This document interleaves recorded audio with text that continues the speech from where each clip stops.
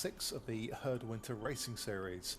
Tonight, because we can't get enough of it, we have a single lap of Casse Pattes in France, which is around about 24 kilometres in length.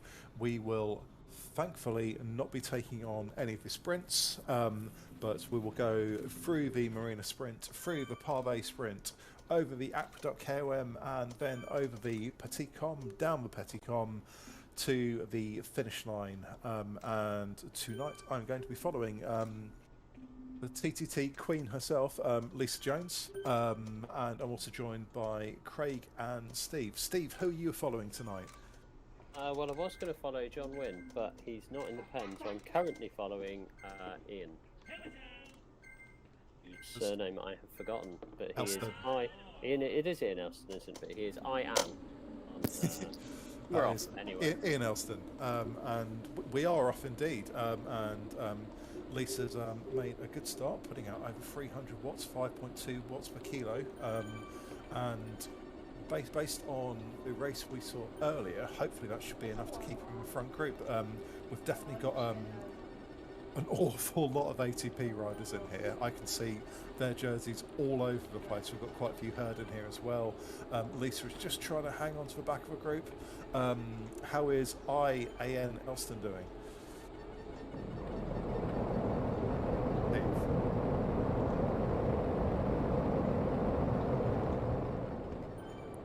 We may have some technical difficulties with Steve, but do we have a Craig, or is it going to be the James show? We do have a Craig. I'm still running around trying to get the right people on the right screens, but we'll get there. We'll get there. So I've got Lisa, I've got Ian, and right now I've got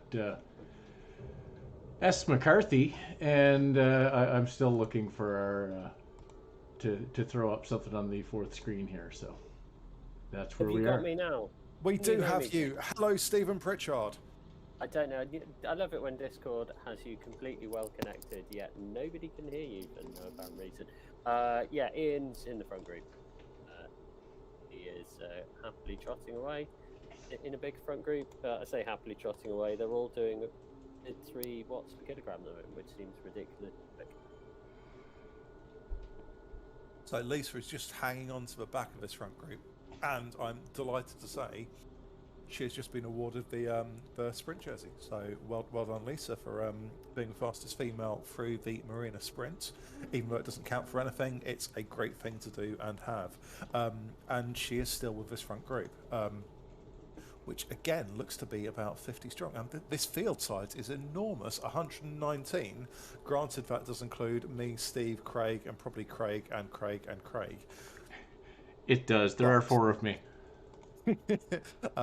So yes, so the field is actually 113, and all of us, and I think probably Matt de Freitas as well, who loves to put himself into the pen in every single race that happens over the course of the weekend.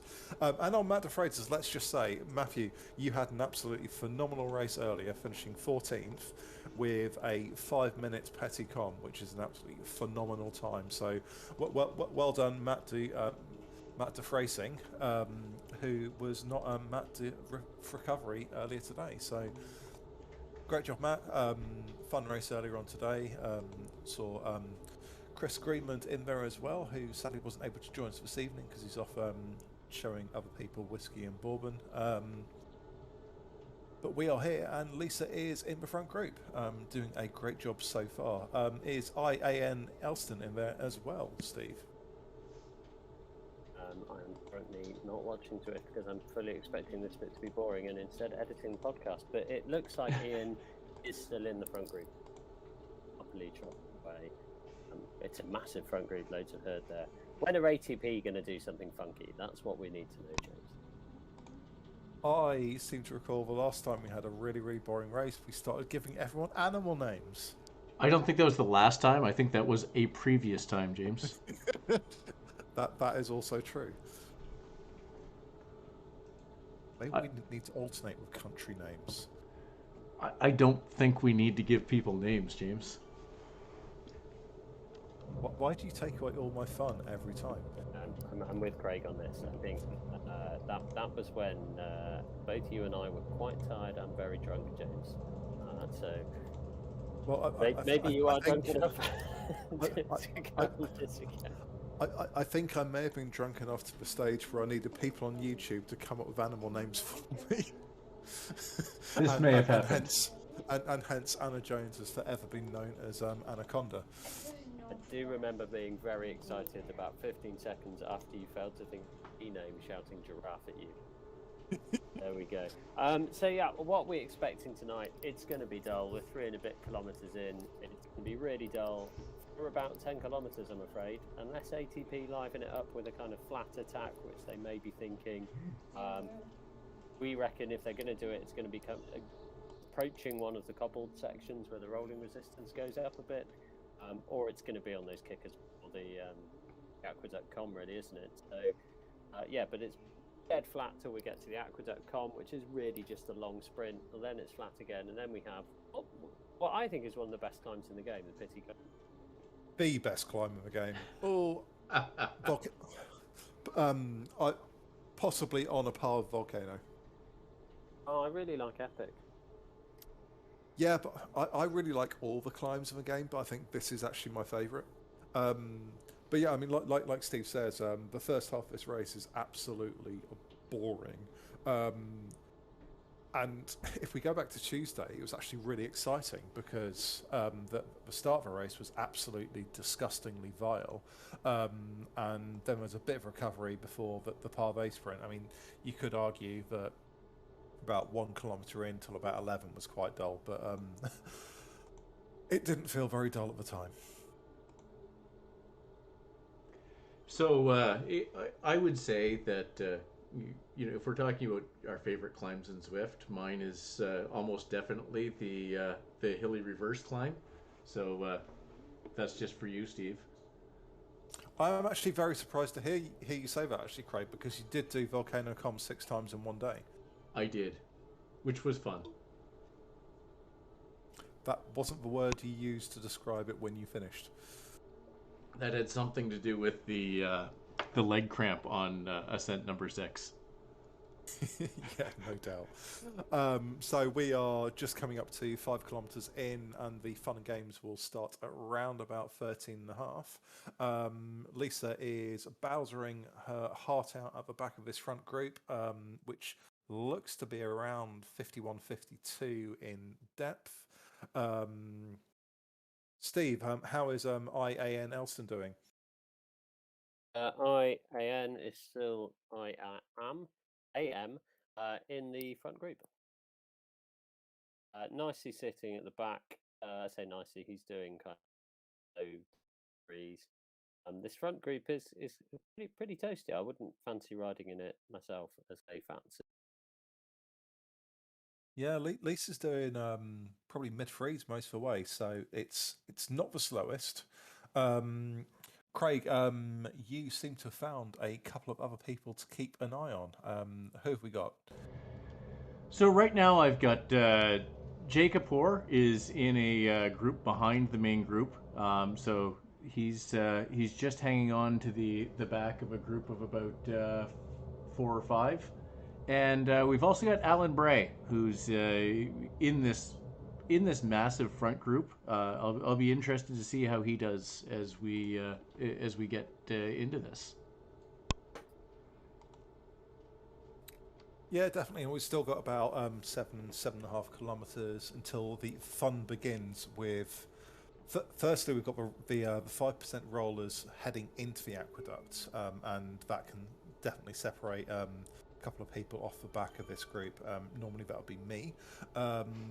Before we hit the aqueduct itself, and going by what we saw in the first race, you're looking at probably having to do 6-7 watts a kilo up there to be able to hang on to the front. So after that, we'll head back down the aqueduct KOM through some rollers, and then head very quickly into the Petit KOM, which the first half of that climb will be around about 3%, and then we'll hit a bunch of switchbacks. We have one of the ATP riders off the front.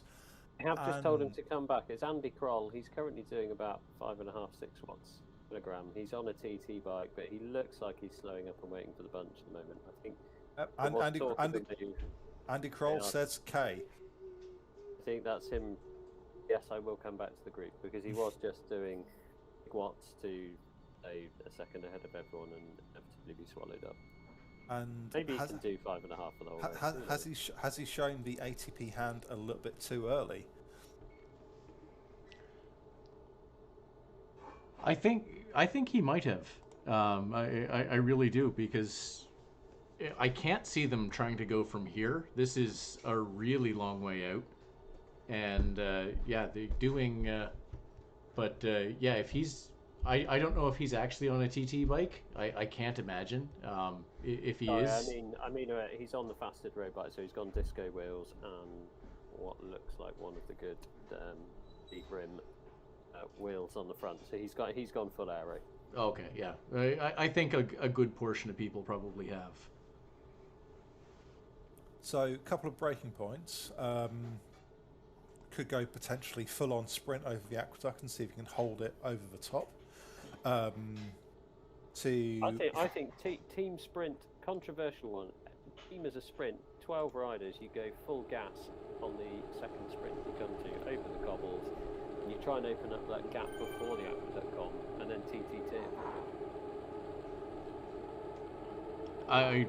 100%. I think that is definitely a play here. And to do that, you've got a rider or two that you think is really good on that on Petit KOM, and you're going to try and get them, protect them ahead of in that breakaway as long as you can, and let them go. But be interesting to see if anything like that does happen. Yeah, Andy's move does look like what Andy did there does look like they are looking to do something along those lines. They're definitely out in force. Spot, isn't it? Because we all know there are no primes, so you instinctively don't sprint through the segments, and if someone does, you kind of spend that moment thinking, why are they sprinting through a segment? There are no primes today, and you might catch riders out by that, so I think you have to be on your toes for a team move. I think my team attack preference would be on the bottom half of Petit KOM. If you do 10 watts a kilo on that 3% section, you're going to catch everyone by surprise. And if you do it as a team, as soon as you get through that 3% section, you've got a flat switchback before you actually start the climb. So you've got drafting through there. If you've got a gap, I think that could work. Yeah, definitely. And you could almost tee up a rider to sacrifice themselves by making it like their climb is effectively a 2-minute climb. So you do that 10 watt per kilogram sprint at the base of Petit KOM. They then give you another minute, and you sit in their draft, and then you kind of unleash your climbers. So yeah, another good point to attack. So there are a few, but they're all in the second half of this race, and we've got that yet to come. We're only about, I think we've got about 2.5 kilometers to the Pavé sprint, which is where, in Steve's world, we could see an attack forming, and that'd be lovely to see. And about 1.5 kilometers, straight maybe 2 kilometers after that, take it back, 1.8 kilometers after the finish line for the Pavé sprint, we will. I don't think you need to take it back, James. You said about 1.5 kilometers, maybe 2. I think you were pretty accurate there. Well, I just remembered it's actually 1.8 kilometers. But yeah, so 1.8 kilometers after the Pavé sprint, we have the aqueduct with some little rollers beforehand. But Lisa's still doing great. She's hanging in the back of this group, currently wheel 47. Andy Kroll is actually just behind her after his crazy effort earlier on. Bit of recovery for Andy. Make sure he's fresh for the actual ATP attack, which will no doubt come. And we've seen in previous broadcasts, they do like to go a bit batshit crazy altogether as a team. So would not be surprised. I know on the flat bit where you and I managed to get dropped once, James. Coming back to it, I have no idea how we managed to get dropped 0% all the way through.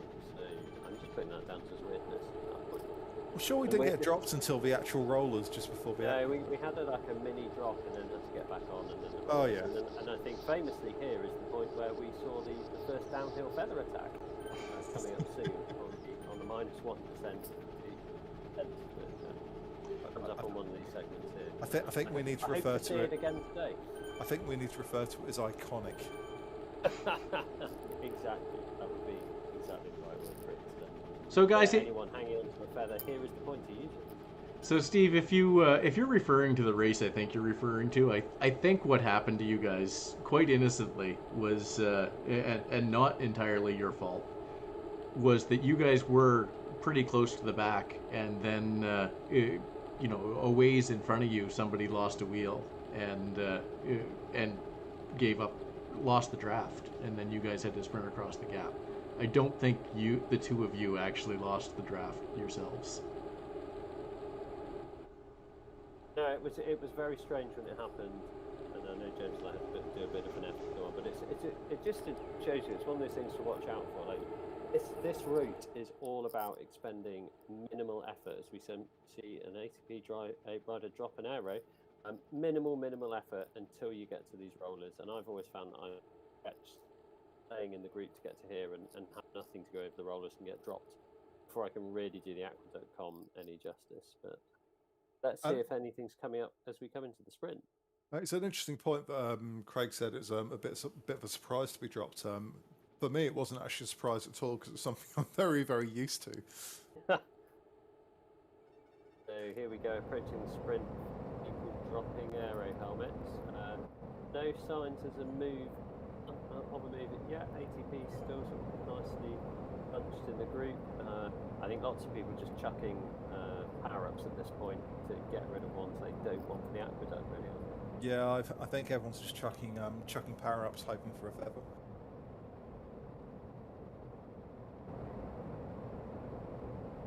Yeah, although I've just seen someone's chucked a feather, so don't really know.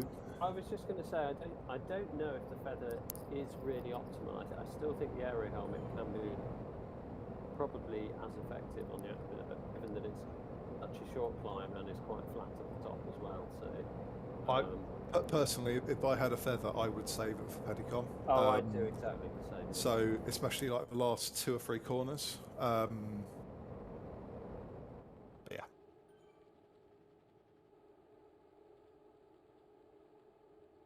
Well, nothing really happened there. So here we are, 12.5 kilometres in. We'll soon start a couple of more bends, and then we'll start hitting the kind of switchback bends. And the beginning of the climb, you came about 20, 30 metres through it. So there's a bit of climbing to be done there, and it's where I will get dropped if I manage to stay on this long. Yeah, we're definitely coming up to rollers. So I think once we head around to this left-hand bend coming up, we'll start to see the 5% rollers, which really you want to be at the front of a group, which Lisa Jones is doing a fantastic job in doing so. And then you go straight into the aqueduct, which is pretty much a mini sprint. When I say mini sprint, I don't mean that it's short. I mean that you're probably not going to expend full sprint watts. You're probably looking at the front, 6-7 watts a kilo for 35 seconds. Interesting. So I've always found it much more like the desert sprint, in that it's a 45-second sprint. I've got to go really hard. Yeah, I've never worked out how to ride the aqueduct well. It's something I'm always dropped on. I think it's basically a 75% sprint the whole way around, which is, to be honest, pretty much how I would try and take on the desert sprint as well. So my sprint on a really, really good day peaks around about 900, 950. So I'd be looking to do this at 500, 600. Oh, ATP have gone. ATP have gone. Big numbers coming from ATP. This is where they're making the move. There they go. 4 or 5 riders, big watts, all sprinting to the front. Ian dropping his sprint now. He's at 7 or 8 watts per kilogram, trying to hold this front group. Yeah, big move from ATP here. Ian throwing his aero hat at the right time, I think, there as well, as we hit the flat, trying to maintain the speed over the top. He's just sat up. He's just losing the wheels of the group in front, but let's see if he manages to get them back on the descent off the aqueduct. James, how's Lisa doing? Yeah, Lisa's doing doing okay. She's dropped the front group, and funnily enough, she is only 3 places behind another L Jones from ATP, and they are actually about to join the same group, which will make things very interesting. But yeah, no, you can see that front group quite a way off now. And Lisa's just joining a group of 3. She's got about 3 riders just behind her, so this looks to be a group of 6. And I suspect they'll stay together up until the Petit KOM. How is IAN Elston doing? So he's 3rd or 4th group on the road. There's a group of sort of 3, so let's not call them a group. He's 3rd group on the road. I think he's suffering for being a bit alert to the move there, actually. So he went really deep trying to stay on the move, and I think now he's just suffering a bit. What we're seeing is the riders who weren't as alert to the move but are maybe a bit stronger are able to just sort of power past as they haven't gone quite as deep. So he's now, he's struggling to hang on to the 3rd group. What was the 3rd group is now merged into the 2nd group, so they're doing quite a big chase on to try and get back to those ATP riders at the front. But he's in the wheels now in this little group. Yeah, I think at this stage I wouldn't be worrying about chasing, knowing what's about to come. I would personally, and my race strategy is probably terrible. I'd probably be trying to recover a little bit now, just knowing that I'm going to have to kick really hard on the hill. So James, I think you're right. If you're talking individual race strategy and individual performance, that's absolutely what you have to do. But you have to find the fastest wheel to draft behind as well. So I think that's what Ian's trying to do right now, is bridge across to those faster 2 wheels. This is where the team tactic can get a lot faster than a group that's all playing individual tactics, because 4 or 5 guys who are absolutely burying themselves to get to the base of the climb as fast as they can absolutely draft or tow along somebody who's then going to hammer on that incline. Sorry. Group have reformed, but how's Lisa doing? I was just going to say, just for a record, I'd like to point out that Craig has agreed with me for 2 times in the space of 1 evening. And anyone who listens to the Pink Tron either tonight or tomorrow, you'll know what I mean. By the way, Maverick Miller is in this race. Anyone who might have scoped out the field for race 1 might have noticed there was someone in the field who had a weight of 800 kilos, and that was Maverick. We are not certain if he's updated his weight as of yet, but if he hasn't, this hill could be interesting for him. And it looks like would have been hard enough. He weighs nearly as much as my car, but for the record, L Jones 1 and L Jones 2 are talking to each other. But I'm not certain where Maverick Miller is at the moment, but we're not certain if he's still 800 kilos or if he's gone on a really, really crash diet and lost 740 kilos in the space of an hour. It does look like he's lost 740, or actually 700 and I think it's 60 some. Yeah. So he's 45 kilos now. No, sorry, 733 kilos he has lost in a short period of time. He is now 67 kilograms. That's very impressive, but he will still probably be disqualified as soon as the event is finished. That's a really odd. It would make sense if he'd lost 720 kilos. I could understand that typo. Ian's just been caught by a group, headed by a couple of people in her jerseys. Didn't see who they were. Just struggling to stay on the group though. He's I don't know if he's cooked himself a bit early. I think it's Bruce Bortoff. And we're just hitting the start of the. He's back in the group now, riding 34. Yeah, Lisa's just coming up to the intersection now before we start the KOM, so probably about 20 seconds back from IAN. And I know Lisa will love this climb, because she loves climbs, because she has good taste. Craig, how about the two that you've been following, Alan and Kapoor? So Alan, I think, is in the. I think he's no. So he's in a group that's actually in between Ian and Lisa's group. So he's looks like about 16 seconds ahead of Lisa and 18 behind Ian. So he's right there in the middle. The Jay Kapoor, whose first name I still haven't gotten. So he's sitting back quite a ways here. So he's in 64th and is still sitting in that pretty much that same group of about 4 or 5. And yeah, they're moving along and going to hit the KOM pretty soon themselves.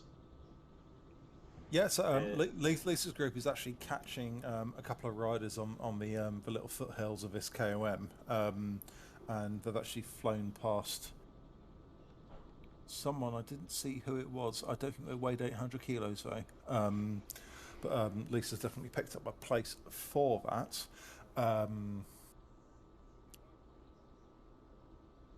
Yeah, she's doing a nice job holding high freeze at the moment. We're just about to hit the first of the switchbacks, which is the flat one, and then we'll start to go a little bit steeper. Ian's struggling a bit. He started off at 4 watts per kilogram, but he's now kind of struggling to do much above 3. So probably gone a little bit deep earlier on in the ride. Lost the group he's with, but doing well. Riding 34th, looks like. Maybe the group behind him might catch. I think he's going to ride home 34th, so I'm going to call it really early. I don't know. So Alan Bray is leading that. He's the first of those riders behind. So I think he and one other rider have left the rest of that group, and Alan looks strong. If he keeps riding the way he is, I think they could very well catch Ian. So Lisa's still holding about mid-freeze, currently 43rd wheel out of 119, minus about 25 Craigs. There's a group of about 4 or 5 riders just in front, which she actually appears to be closing in on. So hopefully, Lisa now putting over 4 watts a kilo, I think she can see the opportunity to catch on some of these wheels. Looking good, and she's obviously trying to get back in touch with the other L Jones out of ATP. So looking good. Back to Steve for progress on IAN. Yeah, still pottering away. I think he's still struggling a little bit. I think Alan might catch him, but yeah, just edging away up the climb as we come back to the last. But one switch back before we hit the steep section, so still on sort of 3-4. I'd always treat this climb. I'm just sharing some random information here. I'd always treat this climb as the KOM banner as the end of a race, just because once you get over it, granted there's a little bit of an incline for a little bit further, but once you got over that, then downhill. So if you can build a gap from the guys around you, you can try and hold that. So give everything over the top and see where you are, and then just push as hard as you can downhill. The L Jones rivalry is currently 3 seconds apart, and our L Jones is still pushing hard. Craig, what goes on where you are able to see? So it does look like Alan Bray is having a terrific climb. So he's pushing on. He's only 3 seconds back of Ian now, and I know they're getting close to the top, but he's looking very strong. So further back in the race, so Jay Kapoor, who's again I've neglected to figure out exactly who that is. Jared, I believe, is he's kind of gotten isolated. So that group he was in has broken up. Some in front of him and some behind. So he's pushing on his own. He's riding along in 64th place.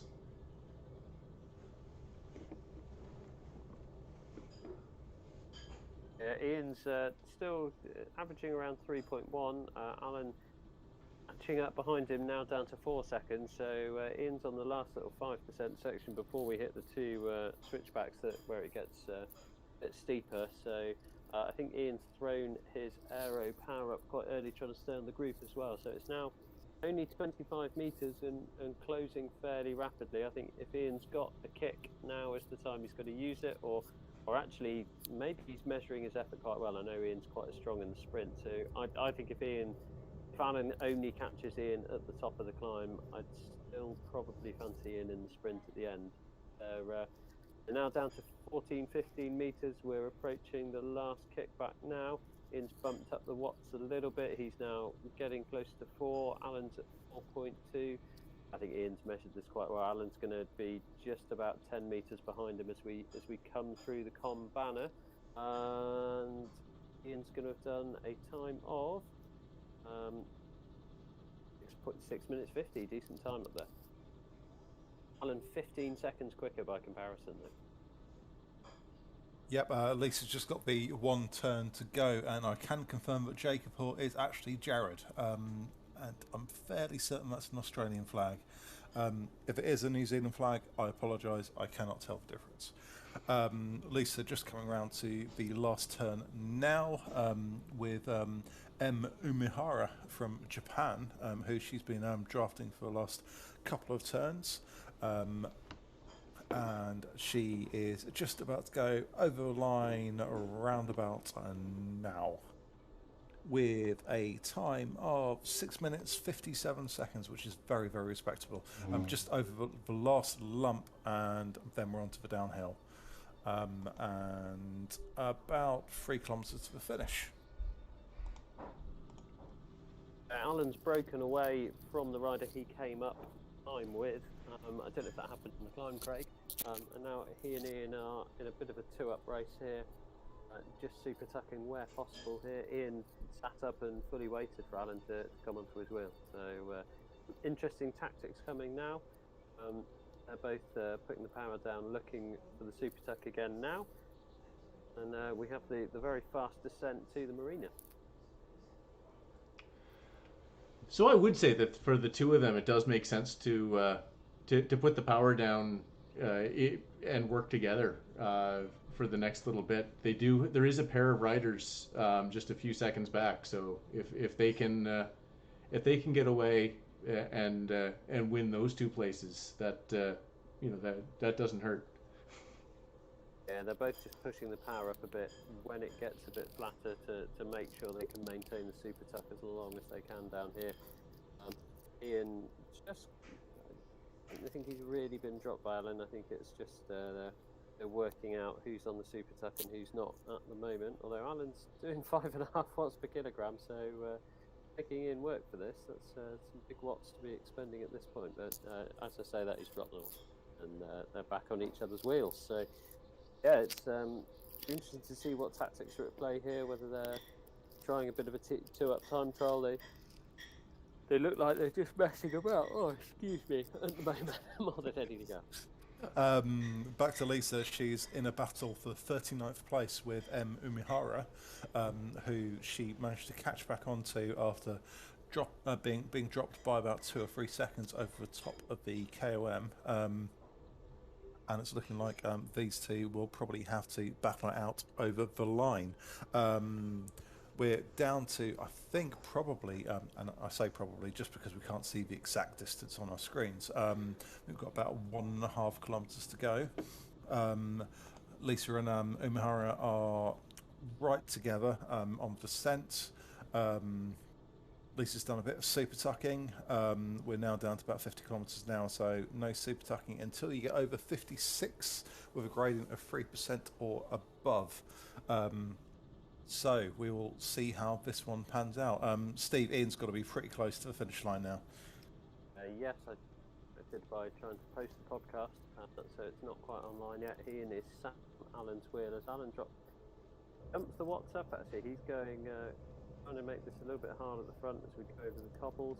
Ian's bowsering to great effect though. That's sat at 2.8 watts per kilogram at the moment as we come up towards the final sprint. And so, just holding onto that wheel, they're going for 32nd place in the battle here. They're both kind of being very cagey at the moment. Let's see if either of them got a decent rub as they came over of the Tom. But we're just coming into the small town, and the crowd are going digitally wild watching this sprint for 32nd place. Ian's dropped the watts just before we hit the sprint banner as well. He's hitting 11.0, just over 10, just dropping under 10. Alan's not quite got the same level of watts, so Ian has sitting up now. He will win this one. Ian rolls over in 32nd. Lisa's not got far to go at all. They are just coming up to the intersection prior to the start of the Marina sprint. She is drafting Umihara, who's doing 4.8 watts per kilo, and Lisa's happily drafting along at 3.5. So just coming up to the intersection, which will go straight over, and then they will start to see the start line for the sprint, which will show we only have about 200 meters to go. Lisa has thrown down the draft power up to hang on in there. Here's the start of the sprint, and Lisa needs to throw down everything she's got. 3.4 watts per kilo, and Umihara is going past. Oh no, there's a couple others who've flown past as well. Oh no, travesty. Lisa finishes in 41st. Well done, Lisa.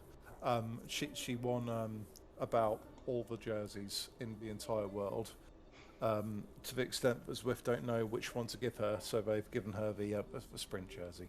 But she's also got the KOM and 2 other sprints. Well done, Lisa. Great effort. So Jared went over the top in 66th and is currently in 65th. He caught up to a N Libra. So he did get passed very late on the climb by a hurdling going by MX. So MX was able to put quite a lot of time into Jared in the last few switchbacks. So that's a little bit interesting on where people put out the power can really make a big difference. So it does look like, given the gaps, there's one rider behind who could join these two, but it looks like they're racing for 65th.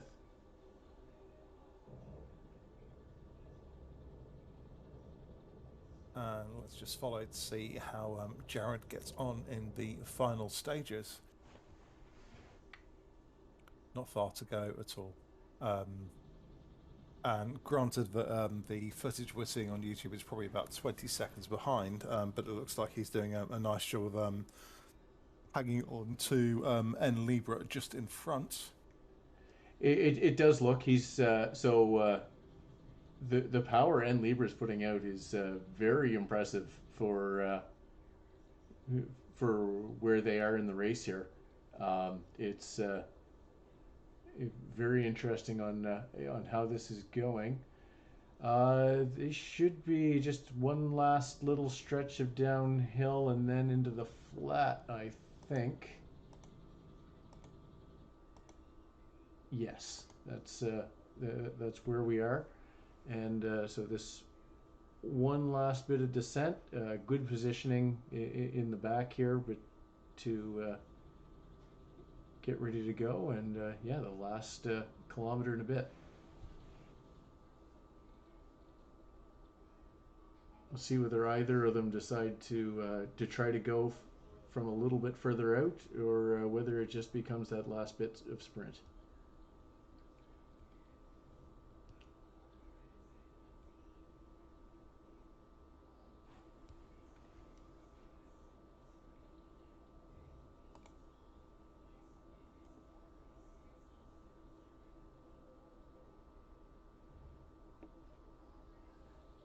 And they're coming through, about to hit the little bit of cobbles here. This is a spot to watch out where somebody could up the watts a bit and break that draft. Craig, what distance are you seeing on your screen? Because we're seeing 23.2 on YouTube. So I'm seeing 23.3. Just switched to 23.4. So I'm only a little bit behind, I think. So we're pretty close, and Jared's still doing a good job of drafting. Yeah. So he's going now. He's gone right at the crossroads. So a little bit early, not excessively early, but yeah, he's gone first. A good sprint, gone above 6 watts a kilogram and holding 5 now. He's got a 2-second gap. I think that early sprint has done it. It's an excellent job with the slightly early sprint from Jared. So he's come through in 65th. Well done. Yep, nice job. And with Jared finishing, that brings us to the end of our coverage. So big thanks to Craig for the pictures. Big thanks to Steve for joining me and Craig, and all of our riders and everyone for listening. So big thank you. Good night and have a nice weekend. Okay.